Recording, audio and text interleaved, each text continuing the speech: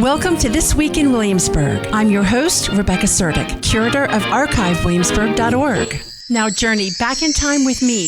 This week in 1910, Williamsburg's first free library was in operation next to the Raleigh Tavern.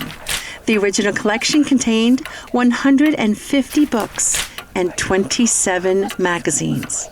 Also in 1910, Halley's Comet appeared and caused a ruckus throughout town. The warm radiation of the comet was credited as the cause of unusual occurrences, including several house fires and a dozen eggs hatching in the wild without a mother hen. For more stories like this and local history not found anywhere else, visit archivewilliamsburg.org. Join me next time for another edition of This Week in Williamsburg, brought to you by archivewilliamsburg.org and the Williamsburg Old Time Radio Hour, your source for hometown history, online, on stage, and on the air. I'm Rebecca Suerdieck.